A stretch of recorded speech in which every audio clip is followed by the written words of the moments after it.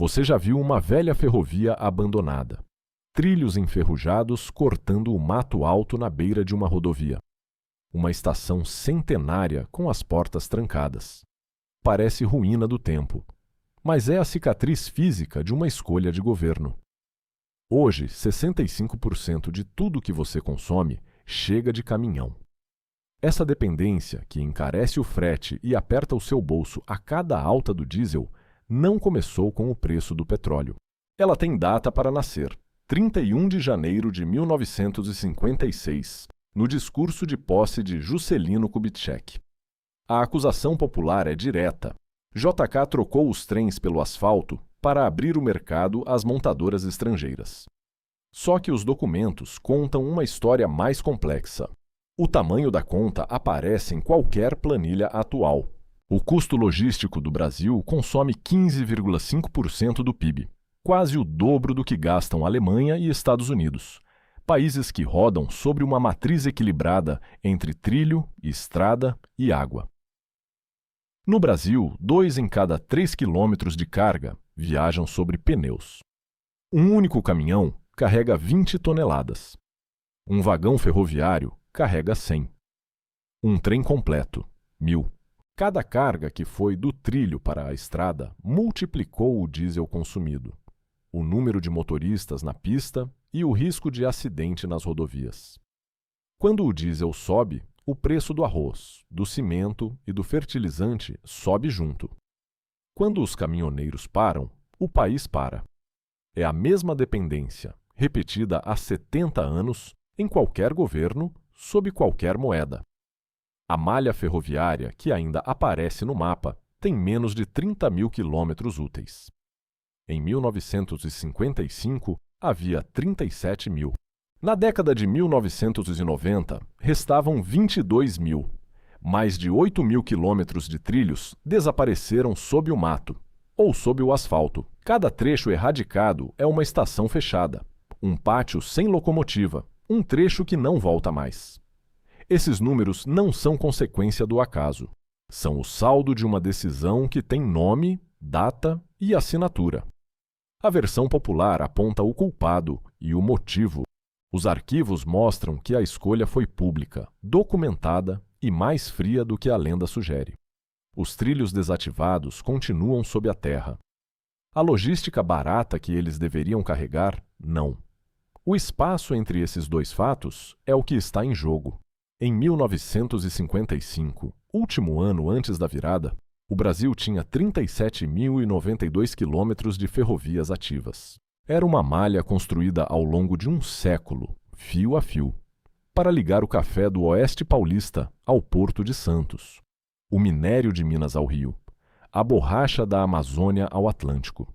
A estrada de ferro central do Brasil cortava o país do Rio, a Minas. A Sorocabana e a Mogiana teciam o interior de São Paulo. A Leopoldina subia as montanhas fluminenses. A noroeste do Brasil alcançava o Pantanal de Mato Grosso. Quem mantinha isso funcionando era o maquinista da Central do Brasil, não o engenheiro de escritório. O homem na cabine, com a mão na válvula reguladora e os olhos na linha. Ele sabia quando a caldeira atingia a pressão de cruzeiro pela vibração do assoalho de madeira, não pelo manômetro.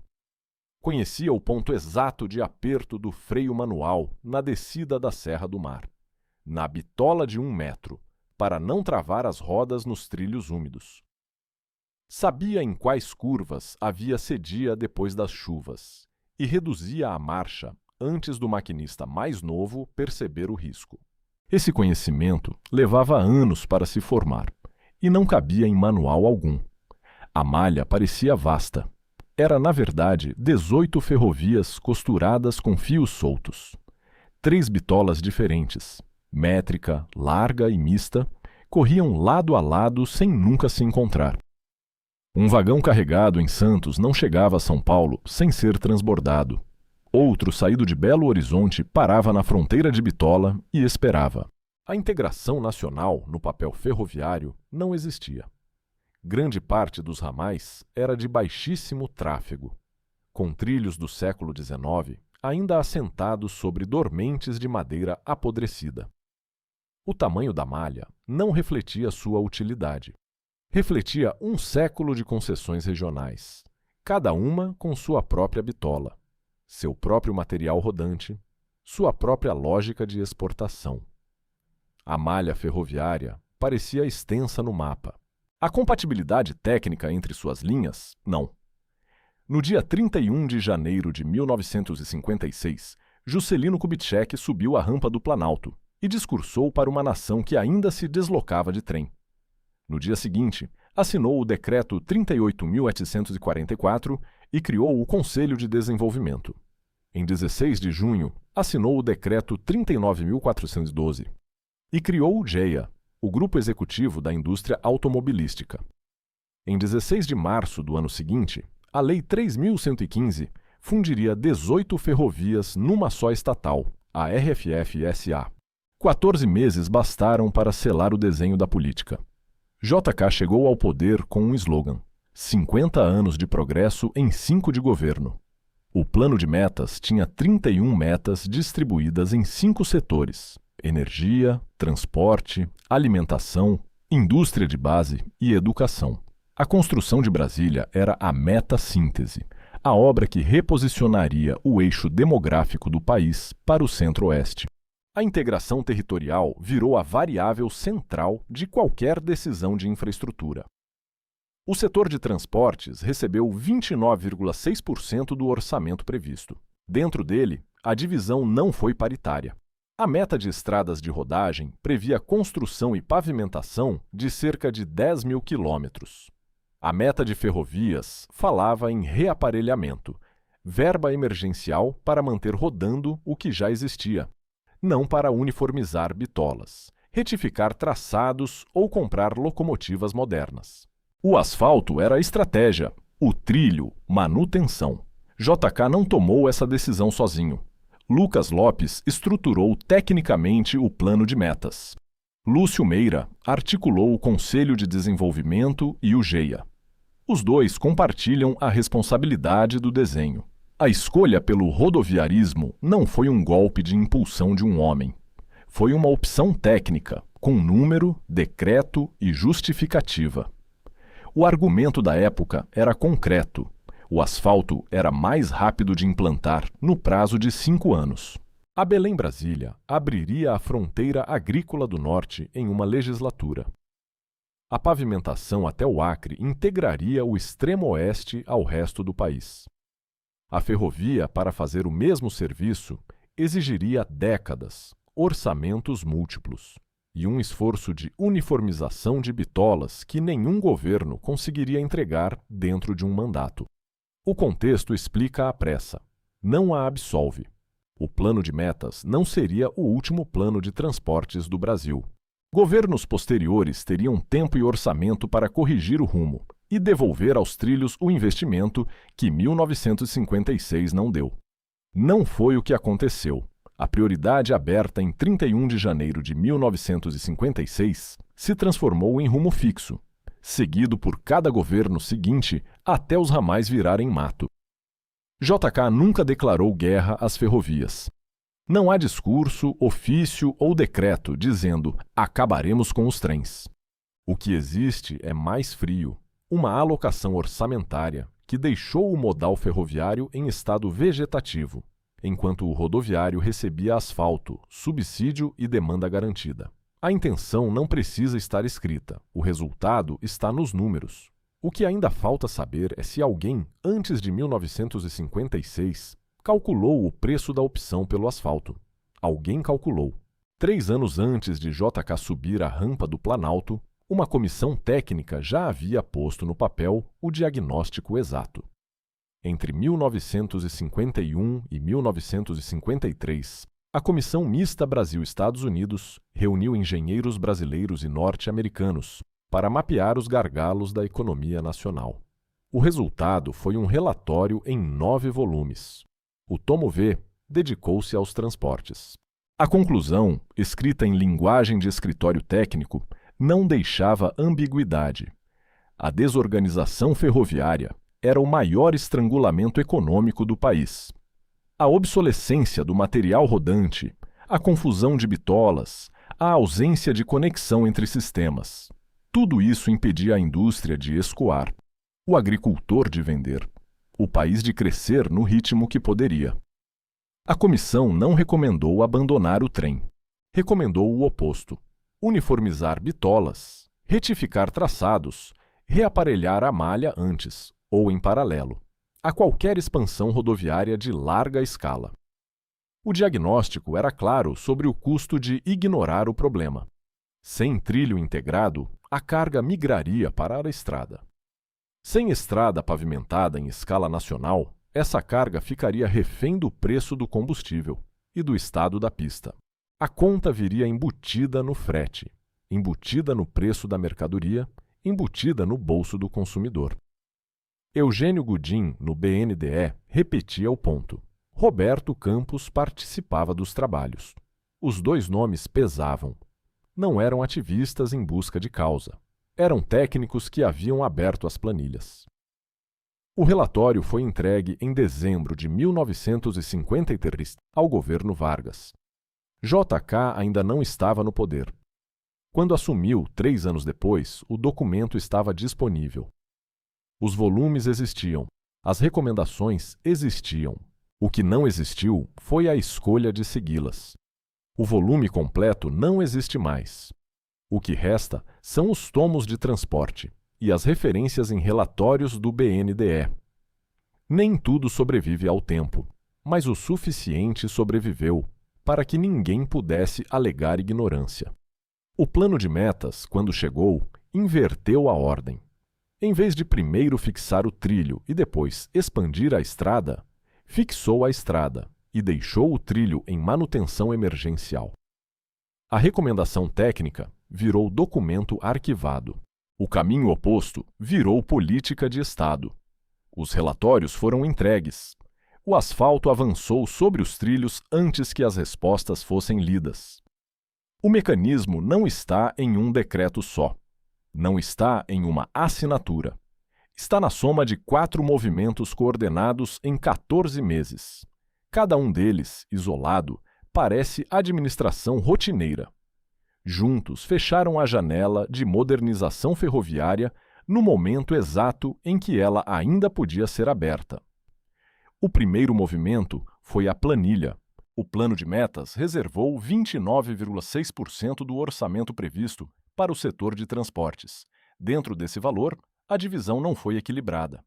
Os registros do período mostram entre 70% e 75% para estradas e 15% a 20% para trilhos. O número exato depende de qual margem da meta realizada se considera, mas o desequilíbrio é de tal ordem que nenhuma revisão o apaga.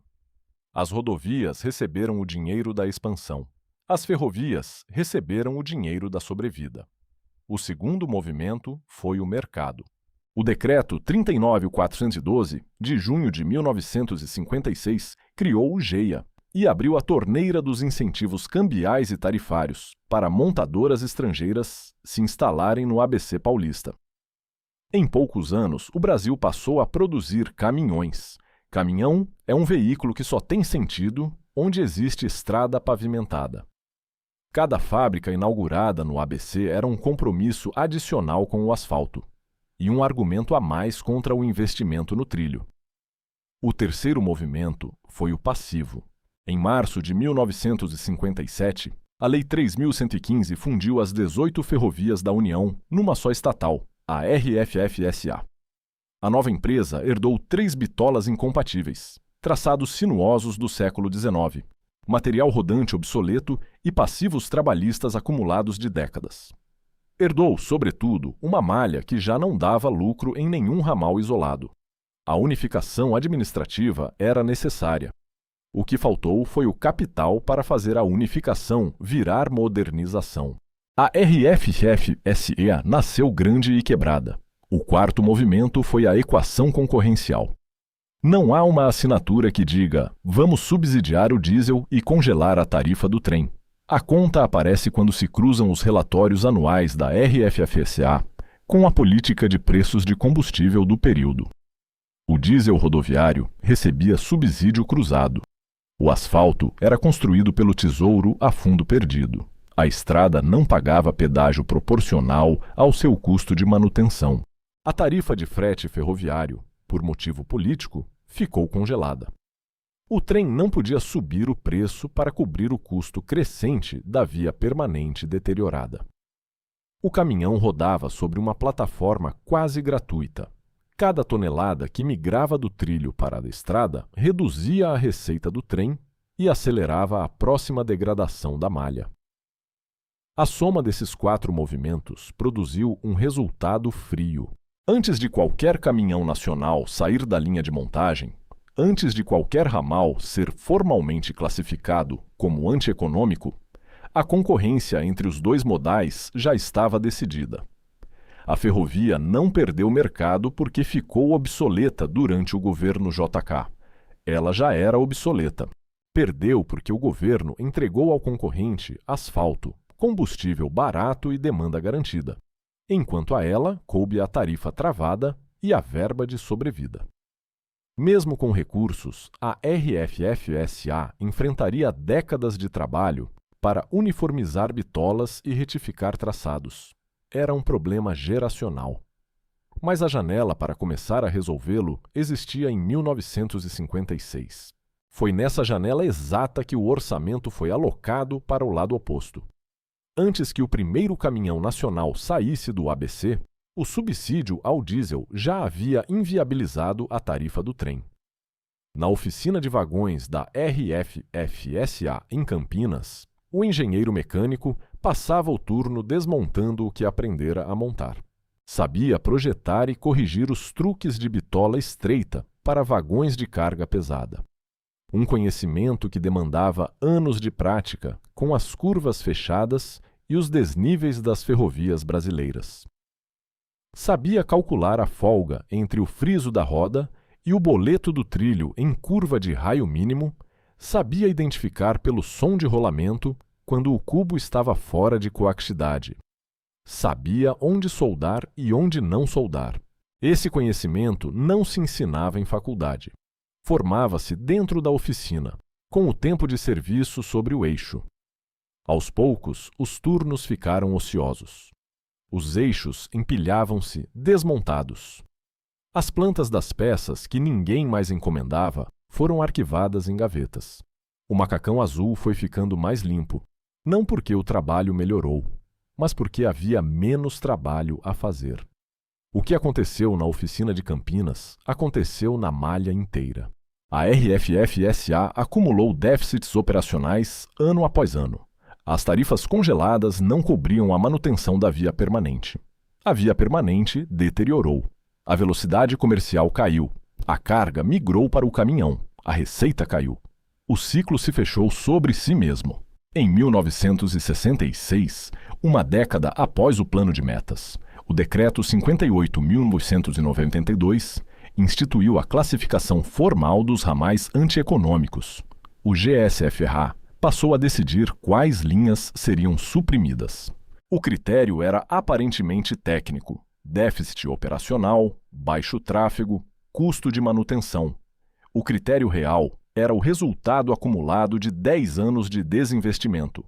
Um ramal só se torna antieconômico depois de ser deixado apodrecer até virar antieconômico.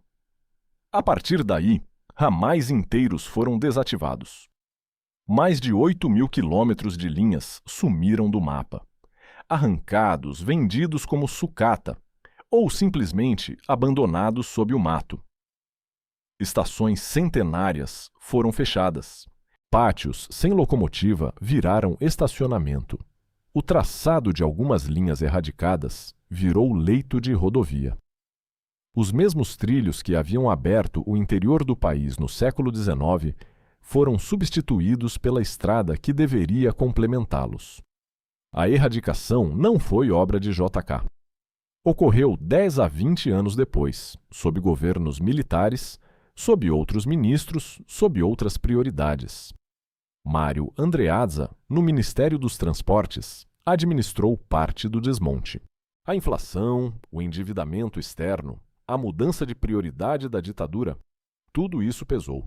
Não foi uma consequência linear de 1956. Mas o ponto de partida era o mesmo. Em 1966, quando o primeiro ramal foi classificado como antieconômico, a ferrovia já havia recebido 10 anos de verba de sobrevida, em vez de verba de modernização. A decisão de 1956 não arrancou os trilhos. Decidiu que ninguém ia pagar para mantê-los. O conhecimento foi embora junto com a malha. O engenheiro que sabia identificar coaxicidade pelo som do rolamento aposentou-se e não foi substituído. O aprendiz que absorveria a perícia sobre o trilho foi trabalhar em outro lugar. A oficina fechou. As gavetas com as plantas das peças foram para o lixo ou para colecionadores. 3 décadas de desinvestimento. O hiato entre 1956 e o fechamento dos ramais foi pavimentado sobre trilhos que ninguém pagou para manter. A priorização rodoviária de JK foi o acelerador decisivo. Não criou a fragmentação herdada do século XIX, mas fechou a janela de modernização ferroviária e prendeu o Brasil na dependência dos caminhões. O veredito não é simples. As ferrovias brasileiras já eram deficitárias, fragmentadas em 3 bitolas incompatíveis e tecnologicamente obsoletas antes de 1956. A opção rodoviária não criou esses problemas, mas a janela para corrigi-los existia. Estreita, cara, exigindo mandatos múltiplos, mas existia. Foi nessa janela e nesse momento que o orçamento foi alocado para o lado oposto. O que se fechou em 14 meses não voltou a abrir. A herança está no preço. O custo logístico brasileiro consome 15,5% do PIB, quase o dobro da marca de economias como Alemanha e Estados Unidos, que rodam sobre matriz equilibrada entre trilho, estrada e água. Cada ponto percentual acima da média internacional é frete embutido no preço do arroz, do cimento, do fertilizante, da carne, do remédio. Quando os caminhoneiros param, o país para, porque não existe trem para substituir o caminhão na ponta que ele abandonou. Os governos posteriores tiveram a chance de corrigir o rumo. Militares, civis, Collor, FHC, nenhum inverteu a matriz. A privatização dos anos 90 entregou concessões ferroviárias ao capital privado, mas sobre a malha que já havia sido erradicada. Os trilhos arrancados nos anos 60 e 70 não voltaram. As estações centenárias convertidas em shopping ou museu não voltaram a despachar carga. O conhecimento da oficina de Campinas não voltou. Você já viu a ferrovia abandonada na beira da rodovia. Não é ruína do tempo. É o saldo de uma escolha orçamentária que tinha data, assinatura e alternativa, e foi feita do lado que não tinha alternativa. Os trilhos desativados continuam sob a terra. A prova de que a canetada de 1956 decidiu sozinha o destino da logística nacional também.